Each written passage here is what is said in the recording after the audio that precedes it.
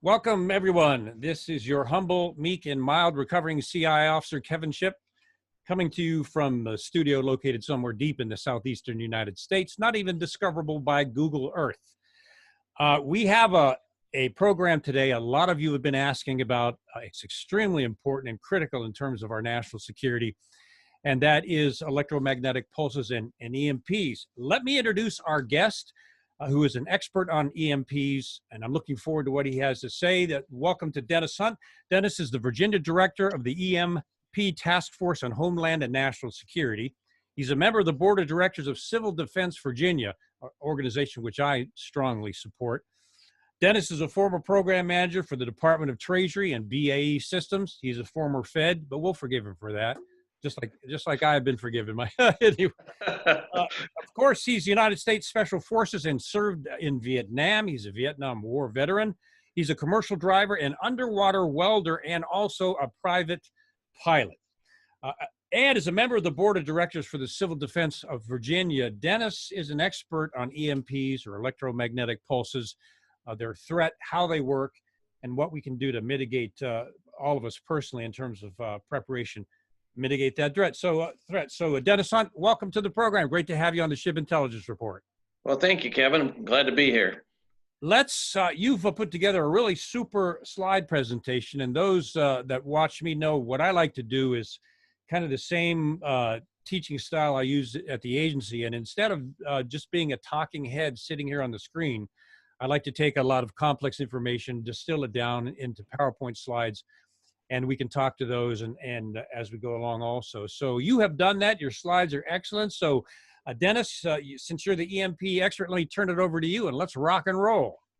Okay, thank you, Kevin. We'll see if we can get the slides up here without incident. Okay, I'm showing a grid down and no plan. Beautiful. Slide. Yeah, that's the introduction, and you don't want this to happen to you. You don't want to have the grid go down completely for a long-term period of time and have no plan at all, having never really thought about this. Yeah. So, you know, if you think about what we use electricity for, I mean, it's into every aspect of our life. I mean, even our automobiles and our engines run off electricity. Of course, we're not plugging them into the grid unless you have an electric car. But we're just totally dependent on electricity, unlike our forefathers in the early days where they could get along pretty much without it. But anyway, the power grid that we get all our electricity from, unless you're off the grid, has been called the largest machine in the world because there are over 3,000 different power companies just in the U.S. And if you ever stop and think about what would happen if this thing actually went down and just stopped working. I mean, we have these small power outages, you know, when we have a storm or we have some other event, and all the guys get out there and they put this thing together pretty quick. But what if they couldn't put it back together again, like all the king's horses and all the king's men? Good. So, yeah. Anyway, a lot of people don't really realize how vulnerable we really are with the power grid. We pretty much think it's robust and easily fixable, but that's not really the case. And it doesn't take a whole lot to bring it down, amazingly enough, if you're in the right place with the right tools. So what are the possibilities for short-term and long-term power failures, and what kind of disasters can actually impact America's power grid that we depend on? Well, one of them is a weather catastrophe, and that's pretty common. We've all experienced it. But you know, a couple things I want to bring out about a weather catastrophe is the fact that natural disasters can be rapid and unpredictable. We're used to looking at TV and we see this storm coming in, and in case with a hurricane, we're tracking it for 2 weeks before it gets here. You know, ad nauseum, really, to a lot of times. And you know, we can see things with the local weathercast. You know, we're going to have severe weather, a big snowstorm, or something like that. But I want to share with you guys a couple things I actually experienced in my lifetime, my younger years, that were weather disasters that nobody saw coming, or at least they didn't see them coming until the last minute.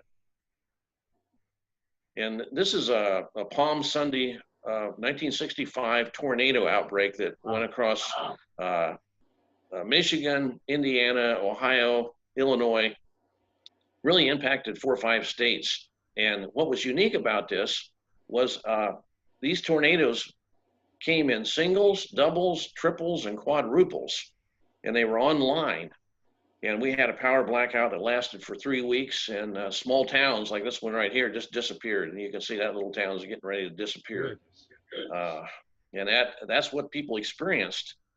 Unfortunately, they were a little better prepared in those days than people are today. I mean, it was common knowledge and common practice to know that you may not be able to get to the store for a few weeks. And, you know, most of our forefathers, even our grandparents, I mean, they had the storm shelter, and they had a root cellar, and they had food stored in the basement, and they didn't depend 100% on electricity. They usually had a wood stove or something to back themselves up a little bit.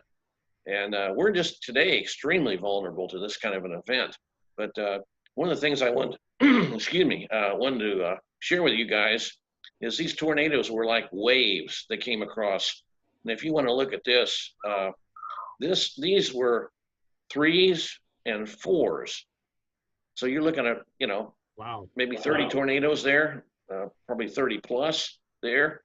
And they were just rolling down across this area here. And you ever see 4 tornadoes coming at you at the same time, it's pretty scary. And there's not much that is left unaffected. And of course, they took out the power grid real easily. And it took them quite a while to get the thing back online again. So those are some I've personally experienced that it came rapidly, you know, just out of nowhere. And a second one is a snowstorm that turned into a blizzard that turned into what the weather people described as a inland cyclone in the middle of the winter in the northern hemisphere. I mean, the rarity on top of rarity on top of rarity. And I always have to go back and double check myself when I share this information, because, you know, your memory is a little uncertain over a period of years, and I don't want to exaggerate what happened. And every time I go back and look it up, my memory is remembering less severe than what the weather people are saying it actually was. Yeah. But we had not so much snow, but we had high winds. We had maybe 15 or 20 inches of snow, and it had sustained 70-mile-an-hour winds. We had wind chills of 100 below zero in Midwest Indiana. I remember. If you can imagine that. And break in anytime, Kevin, if you want to say something or ask something. Yeah, real quick, just so everybody knows, we're getting a little bit of feedback as Dennis and I go back and forth. And as is the case many times, we had to work through some technical glitches this morning. It seems to be there's this little gnome that runs around on electrical things and screws it up before you start your broadcast. But anyway, you'll hear a little feedback of me in the background, but no worries. But anyway, back over to you, Dennis. I remember this blizzard clearly, yeah. Okay, where were you living at that time? I was in Falls Church, Virginia. Oh, okay. Well, I was in a little town called Decatur, Indiana, about 8,500 people. And I had, my wife and I were out about 9 miles out of town, and I had actually gone into town to ride into work the next day with a friend of mine who had a 4-wheel drive, thinking I didn't want to miss a day of work if I could keep from it. And I got trapped with him for about 3 weeks in that little community.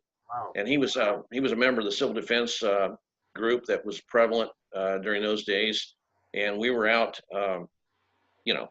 just trying to help people out, doing runs connected with ham radio and CB, and trying to rescue people that got trapped and get people food or medicine if they needed it, that kind of thing. And you can see from this truck here, I mean, this truck was literally buried in a snowdrift. Good. I mean, there wasn't nothing there sticking above the snow. And these guys are stranded motorists. I mean, there were blackouts, shortage of food and medicine, extreme wind chills. And it took about, I would say 6 to 8 hours from the initial onset of the storm early in the morning until the fact that the point where a 4-wheel drive vehicle could not travel. And so we just had to hang it up. And then a couple more hours after that, snowplows couldn't travel. And, you know, you think about a snowplow, and when they can't go, it couldn't go. And here's a couple more pictures here. You can see this guy trying to clear the roads, you know, probably a week or two later. And initially they cleared the road. They just had 1 lane. And then, you know, you'd try to go somewhere, and if somebody was coming, you had to back up like the old days on the railroads. And I mean, it was an experience. And again, you can imagine if you were in a car out in the open somewhere. And again, I want to emphasize this is 24 hours. I mean, this didn't happen over a period of a week or two. This was, I mean, Right. dry roads to you couldn't go anywhere and couldn't walk through it and couldn't survive outside for any period of time. You know, it was just extreme. So I guess that's the point I'm trying to make, is that things can happen that are out of the ordinary, out of what your normal memory is, and it can come on you real fast. So we need to have a survival mentality. We start thinking differently about things, and especially now with everything kind of up in the air. That's right. Yeah. And another thing here that can cause, this was actually a weather phenomena too. They didn't realize they're a natural phenomena, but we had a 2003 blackout, and took out this whole section of the East Coast in Canada. And believe it or not, this thing was caused by a tree on a power line. And they had a joint task force from U.S. and Canada that ran this thing down, trying to find out who to blame, and the CYA kind of thing. But they ended up with a little company called First Energy, and they had let the trees get overgrown to the point where they came in contact with the power line, and that triggered a cascading chain of failures. You know, that we're not isolated. Everybody's connected, and those connections draw on each other's electricity. And if you get too big a drain, it pops everybody, and all the fuses blow. And it shows you how little it would take to bring down some major power outages. Maybe not the whole thing, but a large percentage of it. And anyway, they ended up, well, we'll jump to the next slide here. They ended up creating, I guess, a task force or cooperative group effort among the power companies to come up with a tree trimming standard. And the point I want to make here is one failure can cascade into multi-country shutdowns. Yeah. And even when the problem's well-known and easily identified, you know, this is just a simple fix. The solutions sometimes take forever. It took the power companies 10 years to agree on a tree trimming standard. That doesn't mean they probably weren't trimming their trees, but you know, when you're trying to get cooperative effort among large divergent group of people. Right. And you can imagine with an EMP what that's like, you know. But, pause here for a second. Anybody, did you want to question anything or? No, this is, your point is really, really important. I hope people can take away. And if these things can come out of the blue, and if and when they happen, they have a chain reaction that will go through the grid and cause kind of, well, they call them rolling blackouts sometimes, and cause power outages to start at one location and then feed to the next location and the next location. And so a small incident like this in 2003 can wind up being a big deal. And as you mentioned, Dennis, these things, we can't predict these things. They're unpredictable largely. They happen in a moment's notice, and that's why all of us need to be prepared in case of these events do happen. Absolutely. And I hope we take away some of that from this presentation. But another thing that can take it down the power grid, and this is a much larger scale, is electromagnetic pulse from the sun, or a CME, as they sometimes call. And anyway, these things are something the sun belches out, and then it basically shoots at the planet Earth, you know, different magnitudes and intensities and all that sort of thing. And they occur on a regular basis, but we don't always get hit with them because we're not in the right place at the right time. It's like that little duck running across the shooting range that we used to do in the county fair, and you shoot at them with a .22 rifle, you know, and we're the duck. So anyway, a natural EMP, coronal mass ejection, again, it's a solar flare, puts out radio and magnetic disturbances on Earth. The natural EMP can disrupt radio transmissions, damage satellites, destroy electrical transformers, resulting in potentially massive, long-lasting outages. Well, how often do those happen? Well, in 1859, this is probably one of the most well-known superstorms, EMP superstorms, called the Carrington event. And this thing had the power of 100 billion atomic bombs, if you could catch it all at once. That's how much energy was coming our way, and we got hit with it. And of course, back in those days, we weren't highly dependent on the power grid because they really didn't have any, you know. But they did have telegraph lines, and some of those from this event, I said they had sparks. People got shocked. lines melted, railroad tracks caught on fire from the implied voltage that went down to the long rails. They were like a big antenna, and they just collected all this power and set the underlying wooden rails on fire. Wow. And people that day, they thought, other than the shocking and the minor events that impacted their world, they actually got outside and looked at the aurora borealis, and they said in newspapers of that day that you could actually read a newspaper at night from the aurora borealis. So it was quite an event, you know. But today it would be deadly. Then it was a minor inconvenience for them, you know. And it's worth. Sorry, Dennis. Sorry to interrupt. It's worth noting that this can happen anytime today. This is a solar event, and these flares happen. Most of the time they miss the Earth, but this could happen. Sometimes scientists think we're overdue, but this very same thing could happen today. Oh, absolutely. And actually, here's another one that happened just not too many years afterward, 1921 solar superstorm. And this was the second largest superstorm ever recorded. And they said the interference with telegraphing was said to be the worst experience. Stray currents of 1,000 amps were registered. You imagine having a stray current of 1,000 amps running around that you don't like and don't want? Wow, you know, and that's from a storm. And it actually burned out undersea cables too. So, I mean, this thing goes everywhere.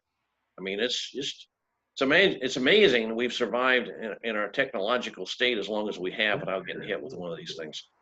But today, I mean, it would take out everything that we depend on, and we're hard pressed to transition, you know, to something that we don't have, like like you're talking about off the grid and being prepared, you know. And then here's another one. 2012 is a near miss, and this was two massive coronal mass ejections, or CMEs, emitted from the sun. And the combination of two struck the exact orbital path that the Earth traveled, but missed our planet. And if the sun had emitted these things only 9 days sooner, it would have struck the Earth with more power than the Carrington event. Good. You remember how many billion atomic bombs that thing was carrying with it? Well, these were more powerful. So we'd have been reduced to the Stone Age in about 2 or 3 days. And that's something to think about. It's incredible. And that was 2012, everyone. 2012 is not that long. That is modern times that this happened. And by the grace of God, it missed the Earth. But as Dennis was saying, had it hit us, it would have kicked us back to the days where there were no electric power or grids. And this was in 2012. So, you know, this could happen any time without notice. Absolutely. And you'll see that we're actually overdue for a magnitude storm like that. And there was a smaller storm. This is in the month of March in 1989, and they had a lot of what they called extreme solar storms, but nothing like what we described earlier. But this geomagnetic storm struck on March 13th, and it took down the Hydro-Quebec electric transmission system. And they said the onset time of this was extremely rapid. So it just began to solar storm, and the electric transmission system went down for Canada. And the interesting thing about this, well, let's see.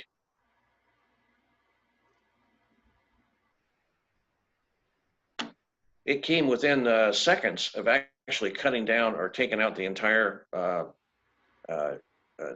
Canadian and U.S. power grid, because they got stopped just in time. So that was the key point. I don't see here in the notes, but anyway, that thing can hit somewhere and take out, like Kevin was saying, a cascading effect, and can take out a lot of stuff before they get it shut down. And then here's FEMA. You know, if you don't believe what I'm saying, this is what FEMA says about the 1859 Carrington event and a 1921 U.S. solar storm where sufficient strength, their repeat today, could cause large-scale power grid collapse. A 1989 solar storm caused a Hydro-Quebec power grid in Canada to collapse. There it is. Came within seconds of collapsing the northeast and northwest U.S. power grid. And that's from FEMA. And here's the actual report here, which you can call up and look for yourself. And usually those guys are pretty conservative in what their estimates are, I found. But here's another reliable source, Lloyd's of London. These are the guys that got the actuaries on top of the actuaries trying to figure out what's going to happen in advance, because they do all the heavy duty insuring of everything. Some stuff nobody will insure. And they say another Carrington level event is almost inevitable. The highest risk is between New York City and DC. It will affect 20 to 40 million people. The impact could last from 16 days to 1 to 2 years. That's Lloyd's of London. Wow. That's serious. And I know the estimates 2 million people would die within 30 days in an event like that happened, and all the power that goes out in hospital, intensive care units, emergency rooms, and other places, nursing homes, et cetera. The human toll would just be incalculable. Yeah, it would. And you know, a lot of it would be panic, riot, you know, Yep. all the things that go on when the grid goes down and people run out of food and water and everything else they depend on. Right. But this is just sort of an estimate of where and how this thing might hit at 50 degrees north latitude over the Atlantic, if that's where the concentration of the storm was. Apparently these storms track in certain areas predominantly, or more likely. And you can see the areas that would be affected. And they're kind of overpopulation centers too. If you look at the population on the East Coast, you know, 130 million in excess of that. Not to mention the majority of the U.S. government too located there. Yeah, the government would be out of commission for a while, you know. Yeah. Might be a good thing, you know. Yeah, could be. Well, here's another estimate. If it moved over about 5 degrees north to 45 degrees north. Wow. You see how that shifts? This is 50 degrees. Look at That's that. 45 degrees. And you see, again, it sort of favors the population centers. I don't know why, but Right. that's just where they track, you know. And here's some things to think about from all this. Major solar storms hit the Earth about every 100 to 150 years, and we're overdue for another Carrington level event. So it's coming. And the solar storm is estimated as 100% probability. It's not if, it's when. And again, we're overdue. That in itself scares me. And it should scare all of you out there. Yeah. When this happens, 90% of the population will die in the first 12 months if we have a total grid collapse. And that's mostly, again, you know, lack of food, disease, lack of basic services, all those sort of things, most of which you on a personal level can help mitigate. And the bottom line is you don't have to be one of them. You know, you can prepare for something like this. You might not be able to prevent it, but you can prepare for it, and you can really mitigate. And just thinking about this logically, you know, if you've got things backed up, if you got your food supply, your water, your shelter, your defense, the other things that are necessary, you're not going to panic like the average person that doesn't even know what's going on and has never even once considered in their mind that something like this could actually happen. You know, it's never even crossed their mind. You know, and as you and I've talked about before, because we do a lot of shows and programs on prepping and off the grid and things. And of course, we're off the grid here. But when something like this happens, even good people, when they can't feed their family in a week, are going to turn into crazy parts of the population. And good people are going to do pretty desperate things to try to get food and water for their families. So if people are not prepared and ready for an event like this, it's going to be pretty bad. Those of us that are prepared, we understand that even some of our neighbors could turn and become someone completely different facing this kind of thing. So it's very serious.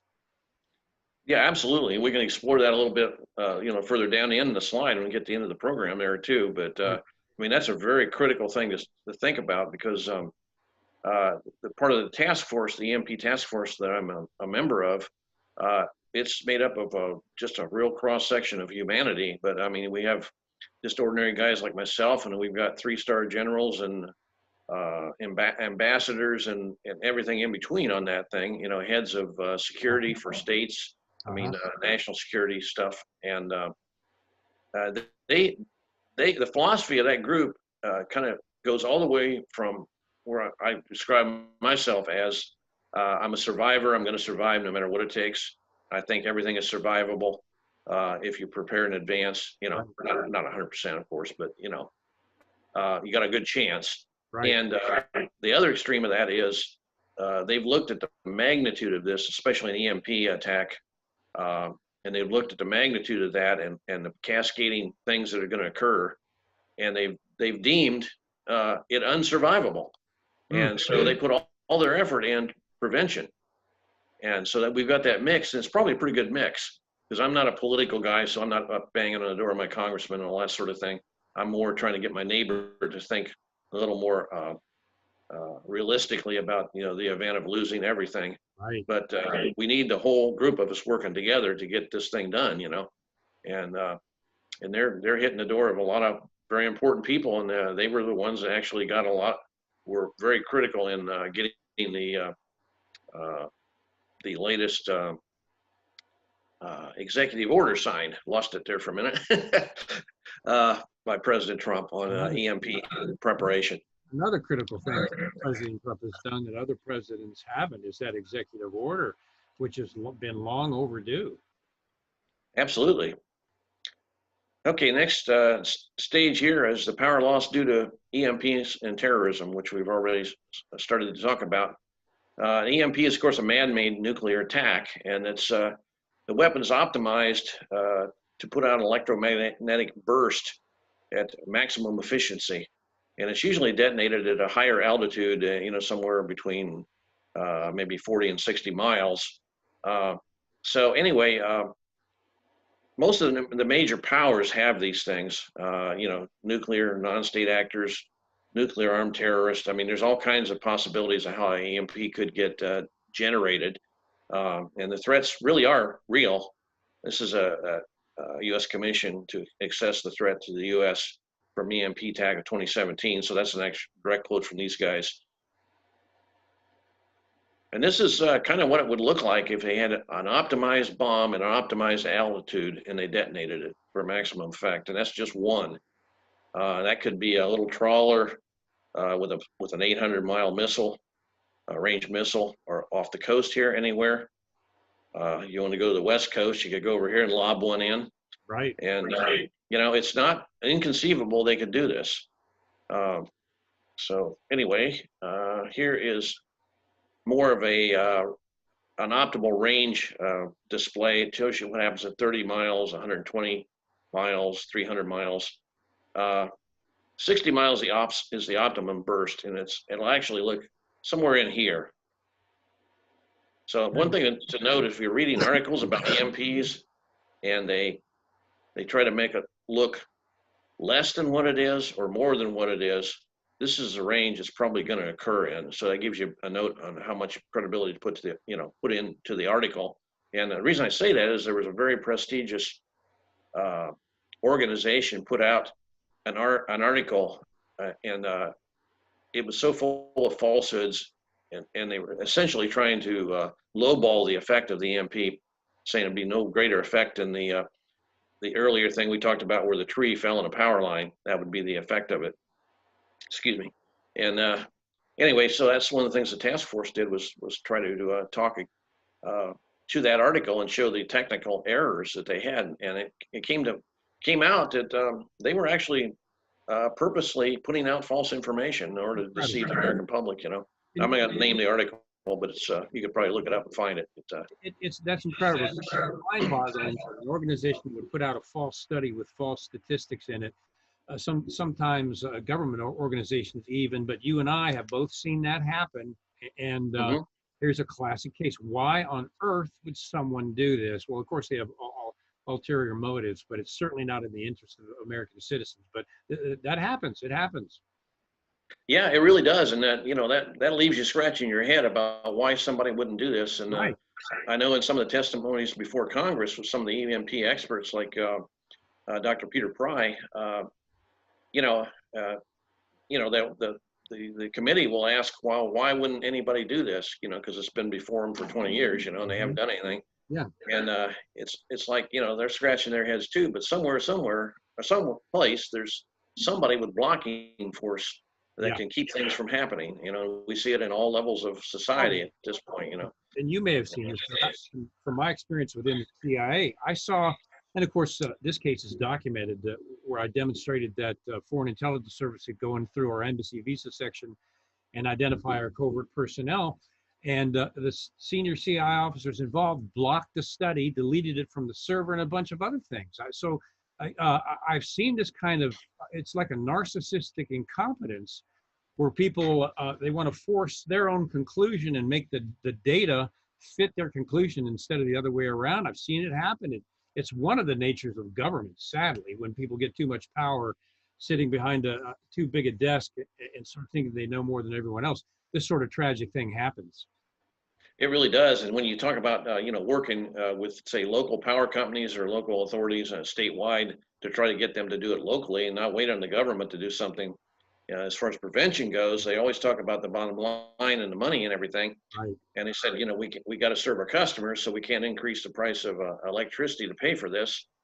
And, my answer to them is that if you don't do this and it happens, you won't have any customers. All your customers will be dead. So it's just a strange way of thinking about things. Okay, this is just a thought experiment I do every day myself. I'm driving around. This is your world today. Everything works, all the electricity and everything. About a second later, especially with an E1 burst, everything goes to heck and nothing works. So I mean that's how quick these things can happen. And if you think about it, I'm always thinking when I'm driving around my car, okay, if it happens right now, how can I get home? What do I have with me that will assist me in maybe walking 10 or 12 miles? Do I have a fire starter? Do I have protection? Do I have shelter, portable shelter? Do I have a water filter? I mean, if I have to abandon my vehicle and just leave it in the road, where can I make it home or not? I mean, these are just things to think about, and I put myself through this all the time when I'm driving around. Right. And if you want to visualize that a little better, I kind of would recommend a book here, 1 Second After by William Forstchen. And it's basically what happens 1 second after an EMP burst occurs and how a small town in North Carolina struggles to survive for the first 12 months and the different things that they have to tackle and everything else. And you don't really think about it until you go through the scenario, reading the book and finding out what it's like. But I mean, simple things like, what do you do with all the bodies? There's no mortician, there's no this, you got to get them out of the area, I mean, just things like that. The older vehicles running, the new vehicles not running. Anyway, highly recommend it. It'll scare the socks off of you. You won't sleep for a while. Goodness gracious. And I'm going to see if I can just get this over a little bit. Anyway, okay, who might want to use an EMP on us? I mean, what's the probability? And, first of all, you got nation states. You've got China, North Korea, Iran, Cuba, Russia, maybe others that would love to take the American people down a notch. You got terrorists, foreign and domestic. You got the deep state, which kind of ties into domestic, and paramilitary groups and other bad actors. And I'll show you in a little bit how a paramilitary group could take the grid down. Yeah. And, Kevin, you want to say anything about China at this point or not? Well, yeah, thanks. Not too early. Let me add that with Trump finally, first president to do so, holding China accountable for ripping us off to the tune of billions in trade stealth, the number of Chinese espionage agents that have recently been arrested or thrown out of the country. A Chinese general, communist Chinese general, has come out and threatened and said if the U.S. continues on the path it's going, it could lead to war between the United States and China. So it is escalating with China. China has, without a doubt, more than enough capability to detonate an EMP 40 miles or higher above our country if they chose to do that. The only thing that's holding them back so far is their economy is still tied to ours, and it would also hurt them. But there's no question about the fact that China considers itself the world power. They're pushing towards becoming the dominant power in the world government, and even the World Economic Forum is agreeing with them there. So China is a significant threat. China has this technology. Would China use it? Well, you can look at what they've done to their own people and the millions of their own people that they've killed with some of of their efforts. So it is a threat that we need to take seriously.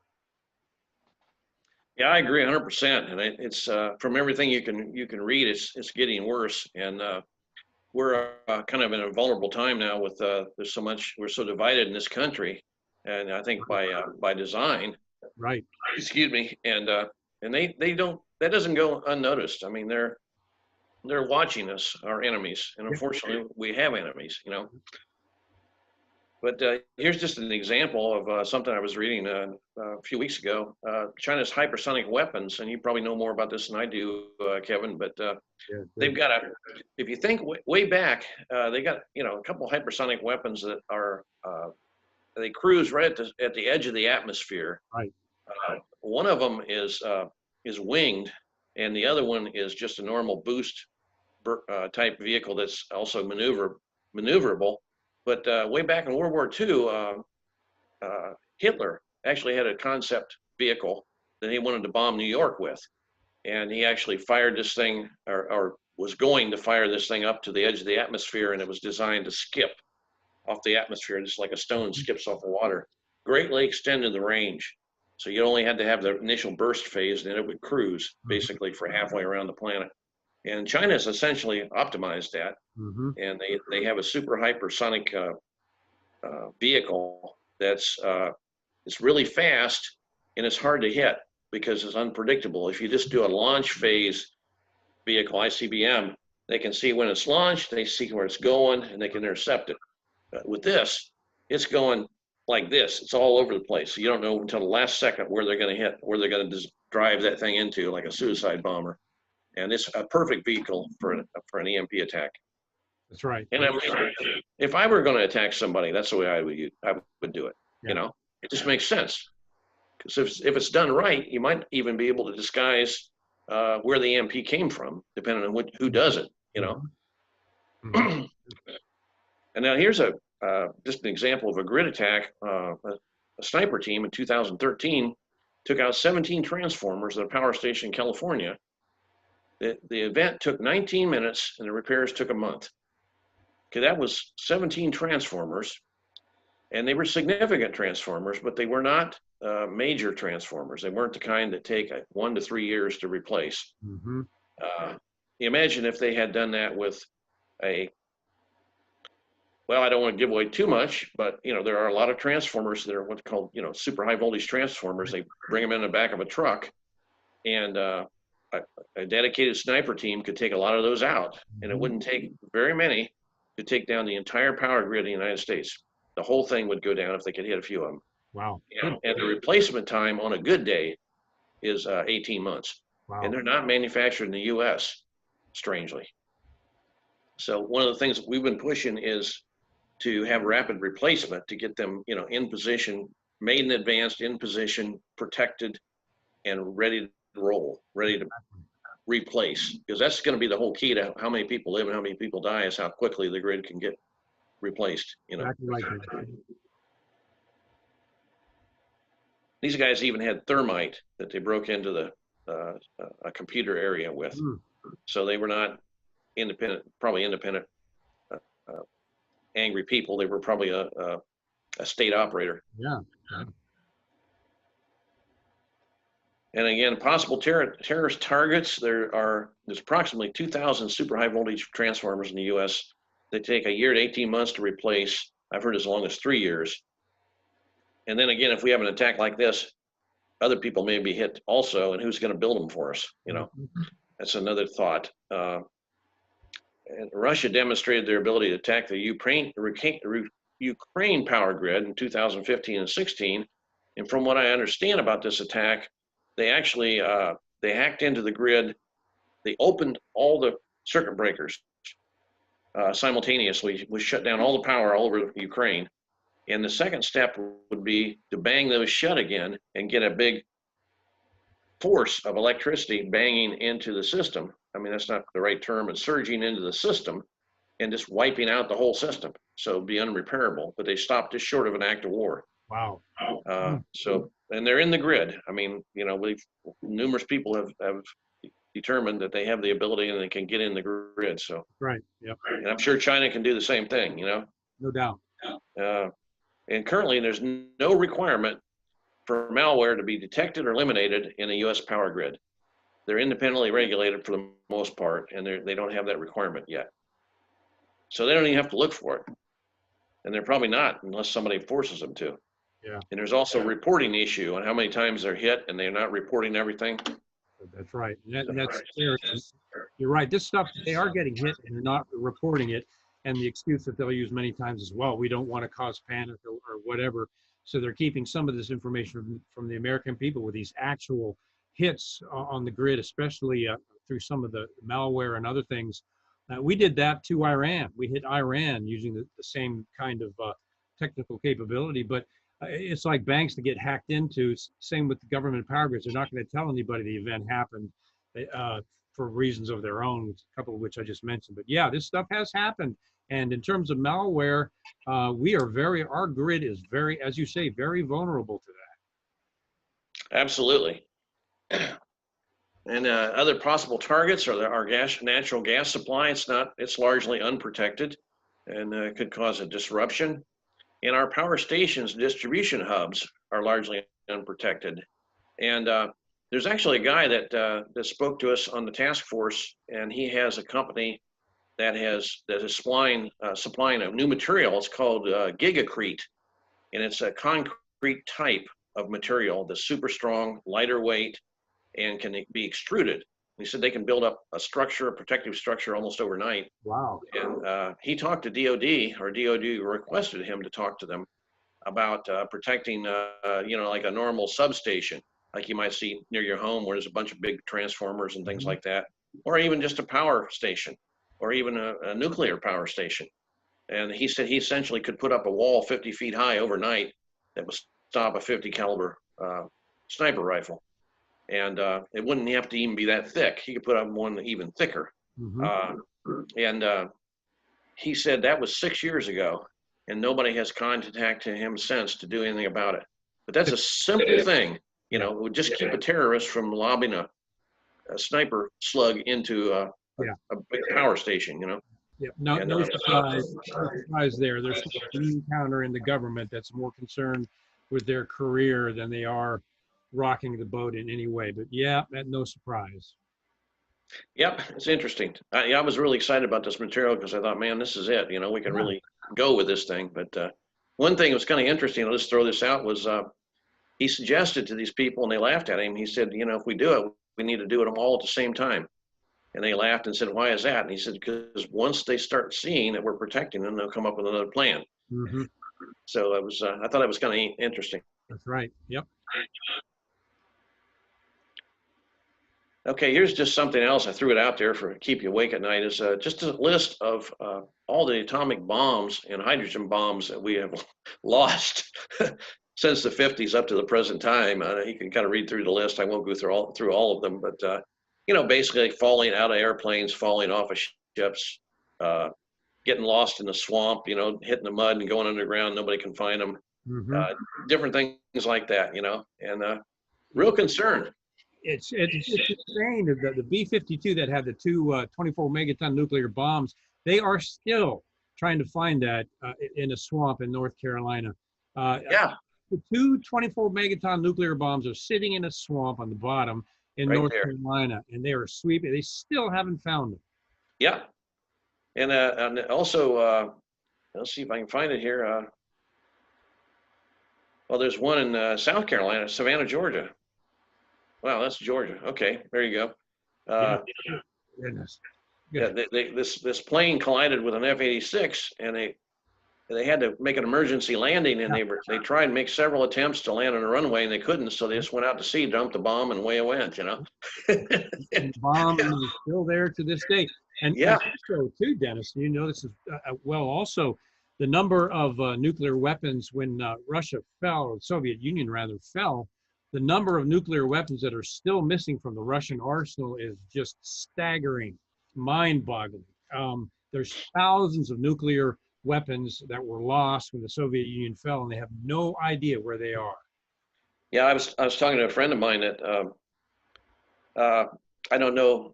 I've known him for 20 years, and I still don't know his complete background. But he was in the Soviet Union when it collapsed. He was also in China when they had a revolution. And he was saying, you know, people are always talking about a terrorist building an atomic bomb. And he said, all you have to do is go up in Siberia. And he said these guys that were, when it collapsed, the Soviet Union, they dumped them off the trucks to haul logs with the trucks to keep themselves warm, and they got these bombs just laying along the road. So I can't confirm or deny that, but you know, that was an interesting observation on his part. You know, yeah. Let's moving along here. Okay, how serious is the government about an EMP attack? Serious enough to sign an executive order, finally. By President Trump, and here's his order. And it basically, initially, the first part of the executive order was to just force people to, within a short period of time, to do an analysis of their particular area and see how vulnerable they are and send a report back. And then the second part would be to do something about it, you know. Mm-hmm. So it was like trying to light a fire and keep them going, you know. Yeah, right. And there was there's an EMP, or not EMP, there's a Homeland Security backup radio station close to me, and I know the guy that runs it, and it's like third grid down backup communications. It's low frequency in the ham bands, but down around 3 and 4 megahertz, probably 3 to maybe 7 or 8 megahertz in that area. The area that the ham radio guys go for long range communications, you know. Mm-hmm. And anyway, that's the Homeland Security has that as their third level backup. If everything else goes down, they can still, you know, use a ham radio. And they have a network of volunteers around the country that run their own private stations at home on those frequencies, government frequencies. And I didn't say the exact frequencies; it's just in that range. Right. But anyway, I was talking to them about EMP, and they have sort of, well, let me rephrase that. It's sort of a sectioned off approach to EMP. They're aware of it. They know it can do damage, but there's sort of big holes in their system kind of thing. And I guess it's incomplete knowledge and maybe not the resolution to really push it very hard. But this particular site has a walk-in EMP shelter, bomb shelter, and EMP-proof doors and everything on this stuff. And it's basically empty. They don't have anything in it. But the goal is to put all the stuff inside there. Yeah. I said, man, you better get going and get it in there, you know. So, but you'll when we talk about the EMP shielding, the doors on that thing are castellated, and they have copper, overlapping copper, so that this thing has to route itself around a whole bunch of overlapping electrical closures to make sure it's completely bulletproof. Right. Neat. Oops.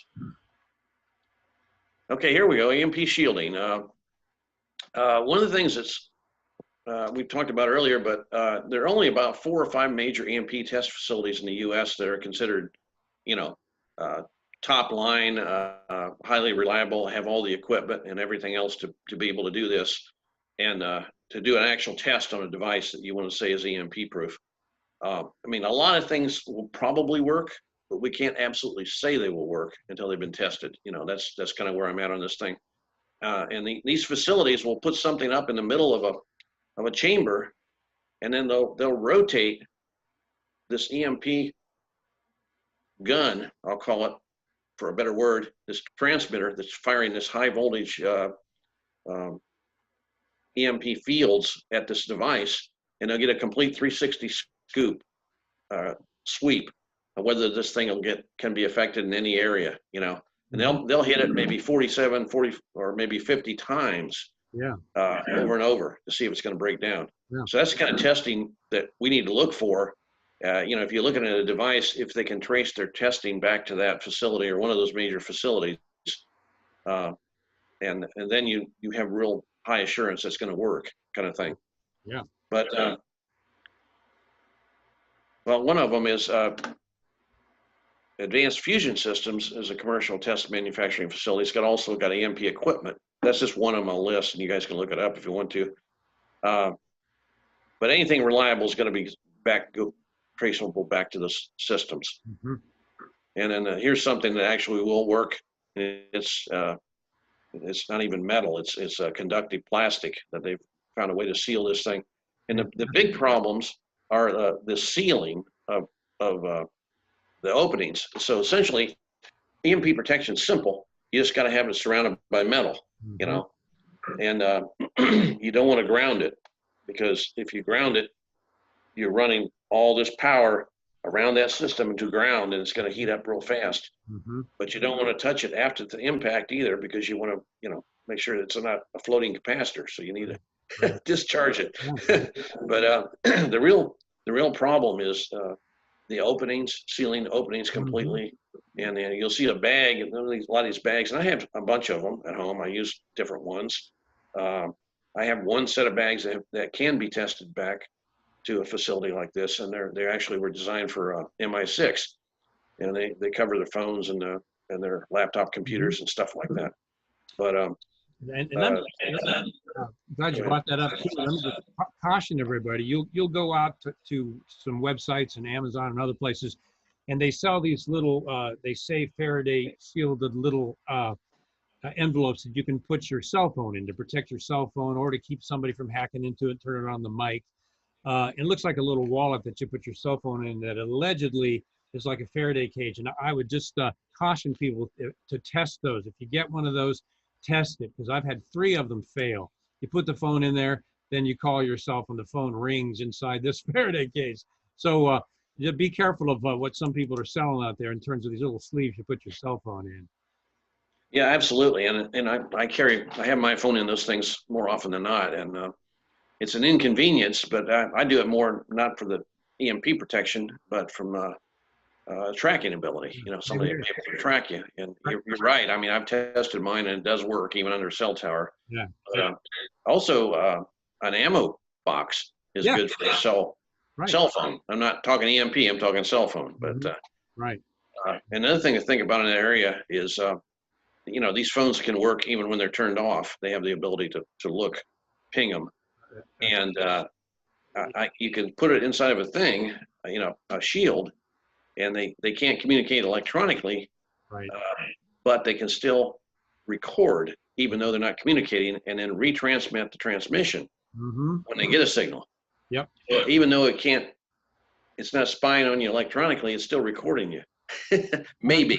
You know. That's a great point, because the technology's there and they're using it. They can remotely turn your cell phone's microphone on even when the phone is off. And that's just the tip of the iceberg. And we all know that our phones are just a very complex bugging device. So you're right. If you want to have a private conversation, or you don't want somebody listening or finding your location, you got to put that phone inside a unit that's shielded.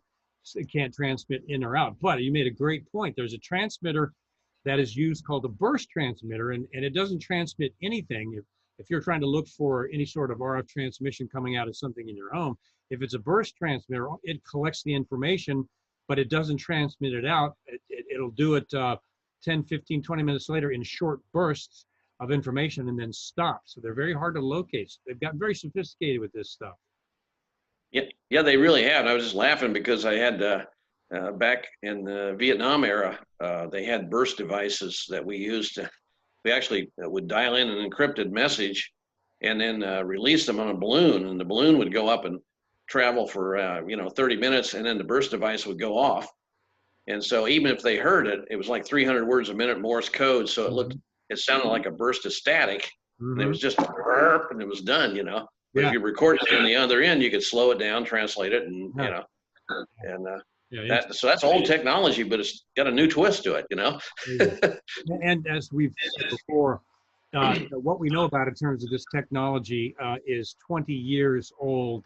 The technology is so far advanced from eavesdropping to satellites that it's mind blowing what they're able to do now. Yeah, absolutely. Okay, what should we be doing to prepare for an extended power loss? We've hopefully now convinced you may have one, and you should be thinking about it.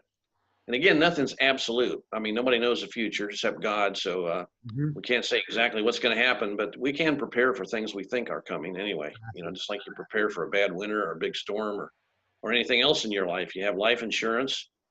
You know, you insure your automobile. You hope you never have a wreck, but you've got it there if you need it. And again, with storing food and survival equipment, you know, you can always use it. You know, you can eat your food if you don't need it. But the way I look at it is this: you know, the number one plan is you're planning to survive, and I break it up into short-term and long-term survival thinking. So I mean, a lot of people are over here in the short term and immediate, and that would be, in my definition is short term is the ability to provide all your basic needs for 1 to 3 months, and that includes maybe defending your family against or remaining hidden from enemies, foreign and domestic, because we don't know what kind of situation we may be in. You know, people running riot, doing things. Maybe our own government even. You know, you can't tell who's going to be in control and what they're going to do to us. But and then the other one is the transitional thinking into long-term survival, because we have a grid down from an EMP. They talk about 1 to 3 years, but the likelihood is it might take 5 to 10 years for these guys to put it all back together and have anything reflecting or similar to what we had before of society and basic needs and all that sort of thing. So we're going to have to do it ourselves, unless we get real lucky and they have technology I'm not aware of, and they probably do, that will protect us better than what I'm aware of. But they don't seem to have it. You know, I wish we could say that we've got technology to protect against EMPs that we don't know about, but you know, we also know how the government works in terms of just serious inefficiency. So I kind of doubt that exists personally. And your point is so important. All of us, we're going to have to be able to survive ourselves and protect our families, because the government's not going to be able to do it. And people are going to be going crazy in the streets, literally. So it's up to us as individuals and families to prepare ourselves in the event that something like this happens. Yeah, absolutely. But anyway, long-term transitional thinking is the key word is transitional. Is once I run out of everything I've stored, what do I do then? You know, because, you know, say you got enough for a year, you go through the year, 90% of the people have passed away, unfortunately, and you're still here. What am I going to do now? My food's almost out, all that sort of thing, you know. Yeah, and if I may interject, what a lot of people don't think about, and a lot of prepper books don't talk about, is medicine. And people need to realize when you're stocking up to survive, if you're on any sort of medication that is necessary for you to survive, you need to think about medication 1 to 3 years out. How are you going to get your medicine if you've got a serious health issue? Half the U.S. population has pre-existing health conditions. So when you hear preppers talk, you never hear them talk about getting extra medicines and things ready as well, in addition to the rest of these things, because you can be the best prepper and have all the livestock and off the grid food and water and everything else, and if you have a medical issue, it's all worthless.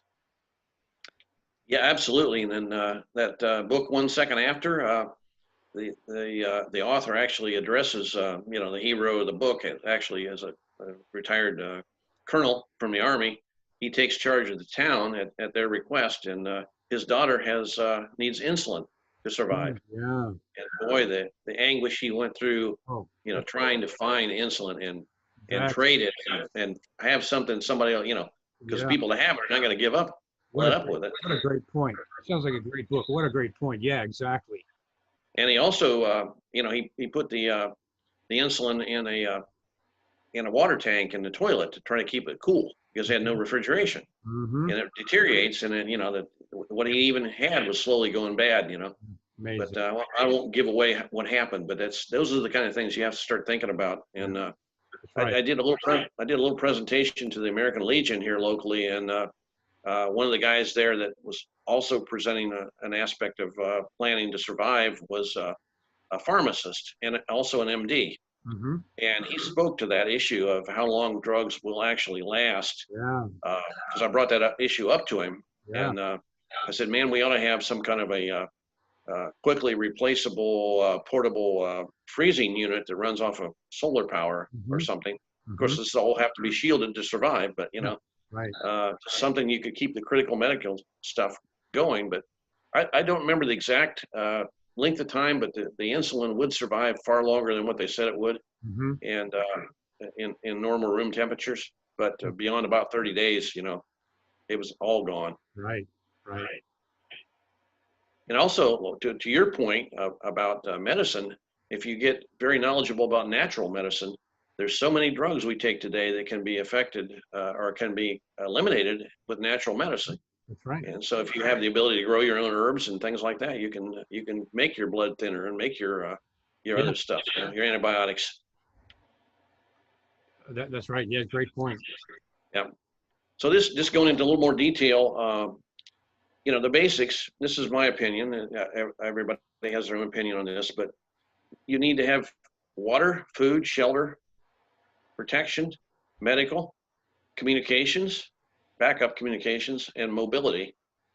And just a little expansion on that, you have to be able to filter water, purify water, store water, and renew water. In other words, you can't just, like I've got a 550 gallon tank of water in my garage.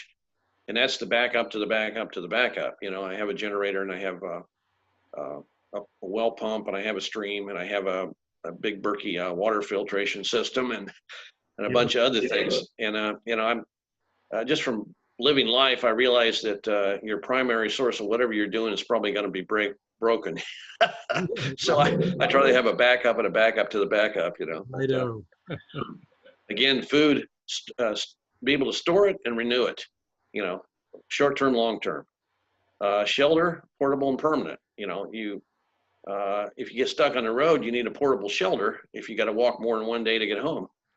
And, you know, I've got some things in the car. I have some reflective survival tents. I have water purification equipment. I have fire starters. I have portable light. I have extra clothing, waterproof clothing, you know, anything I can think of that might get me home, because that's what I'm going to try to do is get home. But you may need to shelter where you're at, you know, temporarily in order to get where you're going. You may have to cross country because it's the closest distance. You might want a compass and know the direction you're going in. You may want a firearm just in case things get dicey on the way home, you know. Protection. Well, we've talked about firearms a little bit, but I think about protection. I think about war and disease, like Kevin brought up, you know, medical. So you need to have the ability to ward off a disease, even if your body can't do it. The extra boost you need, like a natural antibiotic or the ability to make your own antibiotic. A natural or a homemade antibiotic, if I can remember the formula here, I believe is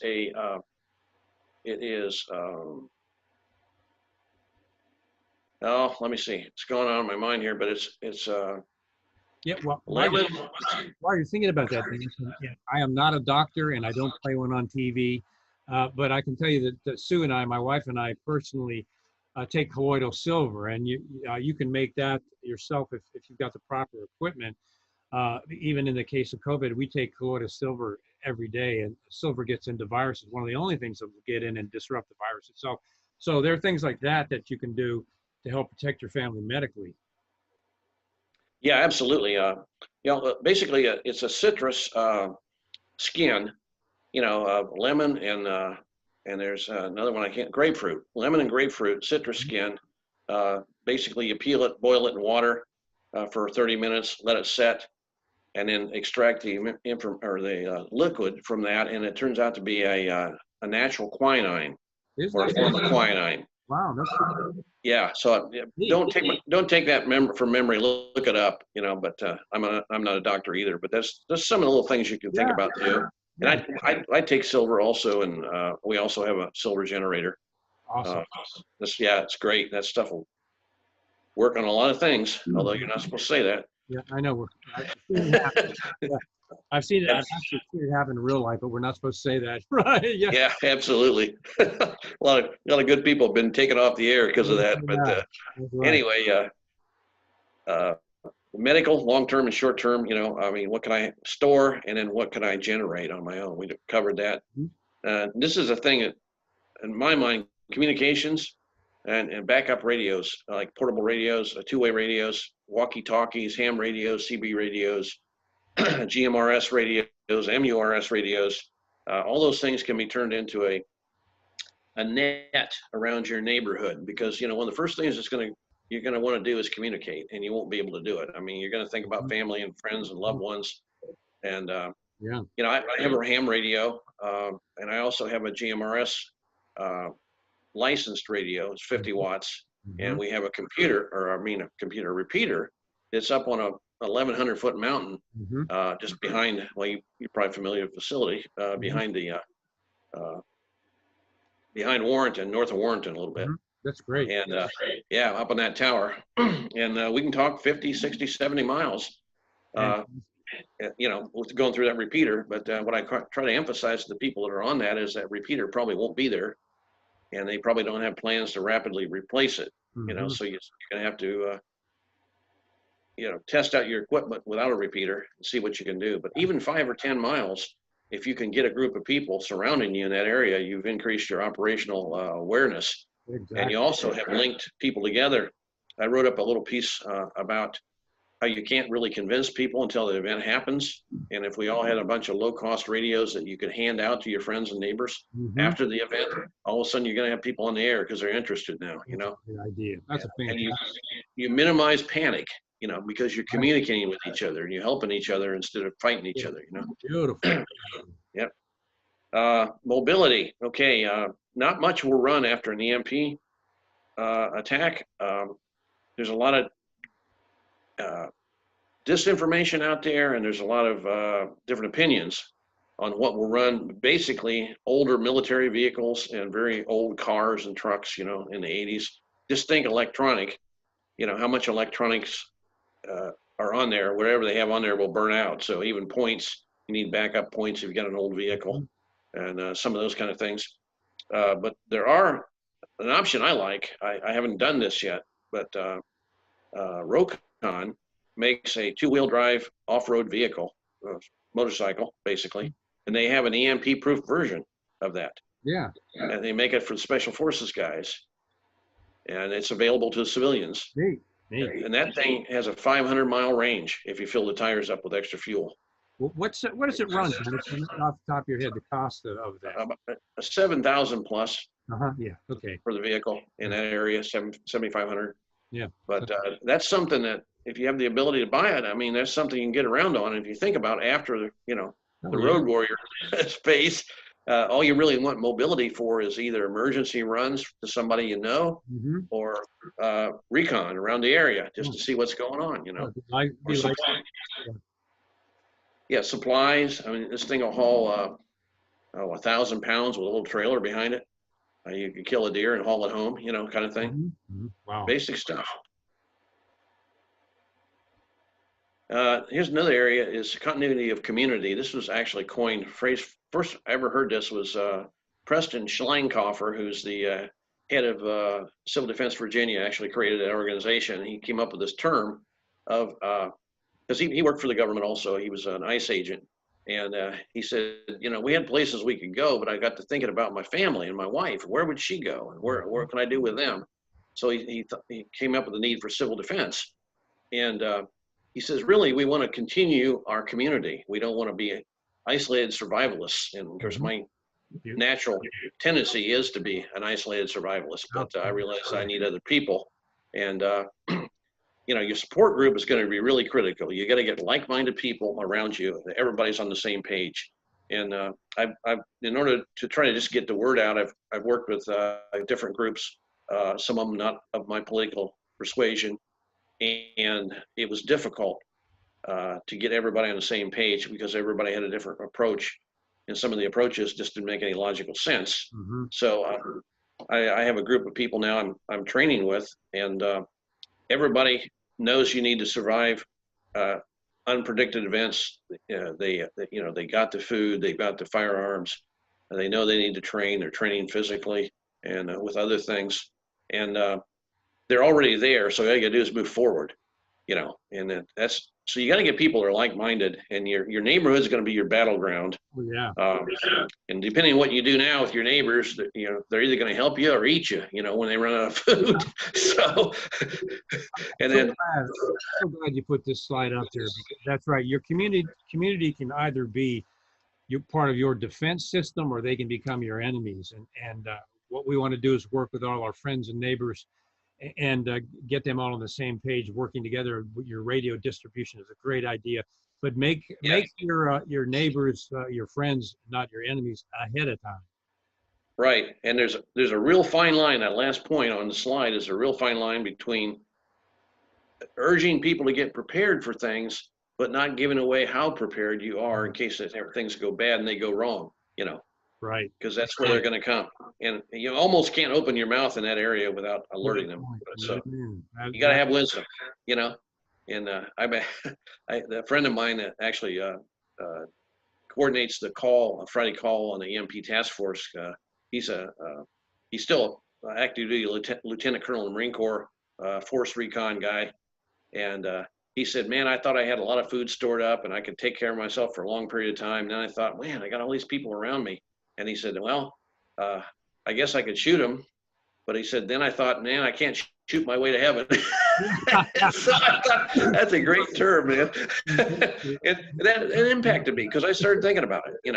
I started thinking about, I'm a Christian, so I've got to take care of my what a great other people around me. That's where I've talked about this, because we've got kids that are not preparing. Right. No matter what we say, what are we going to do when all this goes down and they have no food to eat, no medicine or shelter? They're going to show up at our house asking for help. And so what we've done is we've built out our supply system to accommodate a certain number of additional people already built in, because that's going to happen. Some of your relatives are going to show up at your door.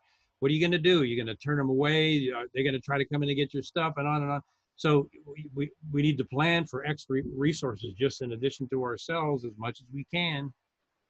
Absolutely, and I've got mixed family members too. That some of them are 100% behind this kind of thinking, and some of them are not. They believe it, but they just don't do much about it, kind of thing. And now my son just spent $5,000 getting food stocked up at his place, and he's got an emergency route down here and how he's going to get here, because we're going to assemble here, and he's got the backup radio and the whole bit, But That's good. I've got people that are 30 miles away, and if their car won't work, they're going to have to get here on a bicycle, or something. So right, that's a blessing in disguise from when the mongrel hordes come down from the north looking for food out of these big cities, because they got to walk. And the herd to get thinned on the way down, Yeah, and that's another great point, Dennis. People who live out in rural areas think they're going to be safe from all of this, but even history shows, for example, in Nazi Germany, when the economy was crashing, the rich people and others went out into the rural communities to either steal from the farmers, and some of them paid gold bullions just to get food to eat. Then there's the case of Venezuela and South Africa, but Venezuela, when things started going bad, the thugs, they didn't go in the city, they went out to the rural areas and started kicking in the doors of the farmers and the rural people. It's going on in South Africa right now. They're kicking in the doors, they're killing the entire family, and they're taking the farms. So the thugs and the crazies from the cities, they're going to go out into the rural areas and try to steal what people have out there, including people who are prepared. Yeah, absolutely. And, there is a false sense of security all the time that, they can't get to me and all that sort of thing. But you just look at where BLM has and where they're extruding themselves into, small communities. And as you know, I've done entire programs on BLM and who and what they really are. They're a serious threat to safety and security in our country, and that's going to get worse leading up to and after the election. But there no question about it. Yeah, that's great. That's a key point. And another thing I would say is, one of the group of people I'm with here are not in my neighborhood particularly, but other people have concluded that we may need each other as a defensive force against not going anywhere, but just defending our homes and families. If somebody's home is attacked, the rest of the people go over there. And we have a backup communication system. Exactly. Yeah. I think we're just about there. Yeah. Coming All to the end of this thing. And regarding questions, if any of you that are watching have questions for Dennis or myself, go ahead and post them down in the comments section of this channel, the Patreon channel, and then Dennis and I will give you an answer to your question. So feel free to do that. And let's see, Dennis, if we're done, we can go ahead and end the screen share here if you can. Okay. There we go. Super, super great. Well, I'll tell you, Dennis, this has been absolutely fantastic. And if you will, I'd like to have you come back and we can talk more about preparation, personal preparation regarding EMP and other things. But if you're available in the future, let's do another program. Okay, sounds good. Yeah, I enjoyed it. Awesome. Same here. Great presentation. I know that people are going to love it. And want to thank everybody for joining us here in the Shipp Intelligence Report. And we will have expert and friend Dennis Hunt back on, and we'll talk about a lot more of these things as we go forward. Thanks everyone for joining us, and thanks Dennis for being here. All right, thank you.